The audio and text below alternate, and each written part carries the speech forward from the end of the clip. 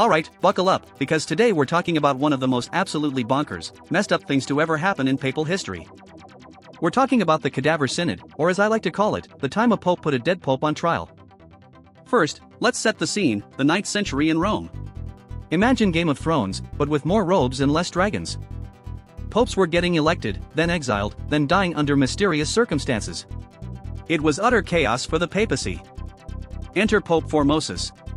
He was elected in 891 AD, and immediately, things got spicy. He had a lot of powerful enemies. Formosus made alliances with powerful German emperors, trying to bring some order to the chaotic Italian peninsula.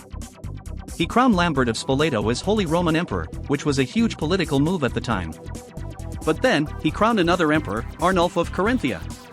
Talk about playing both sides of the field. This really ticked off Lambert and his powerful mother, Agiltrude.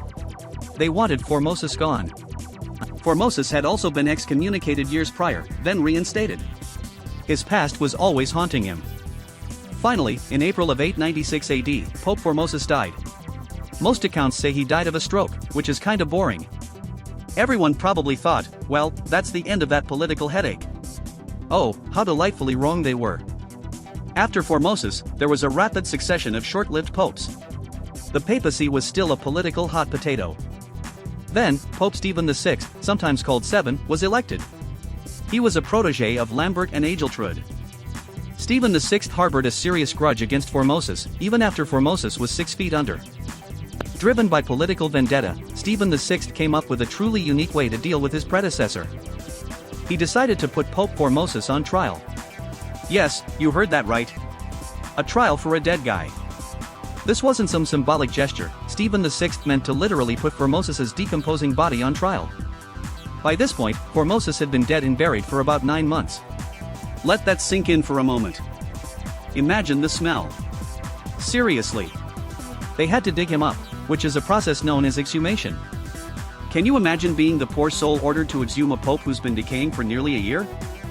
That's definitely a job where you call in sick. Or maybe quit and run away to become a shepherd. But Stephen VI was apparently not one for pleasantries. Dig him up. We have legal proceedings. So, the decaying cadaver of Pope Formosus was unearthed from its grave in St. Peter's Basilica. The corpse was then propped up and dressed in full papal vestments, because dignity, I guess? They then seated the cadaver on a throne in the papal basilica. This is getting dark and absurd, right?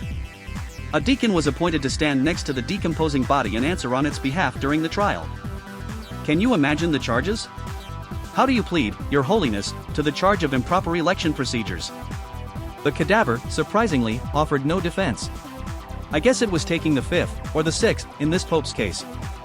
This whole insane spectacle became known as the Cadaver Synod, and it's easily one of history's wildest legal cases. It showcased the extreme political rivalries, religious fervor, and sheer madness of the time. But this is just part 1. We've only covered the setup. The actual trial and its verdict are even crazier. So, what happened to Formosus's cadaver? And what was the verdict of this insane trial? You'll have to tune in for part 2 to find out how this macabre spectacle actually concluded.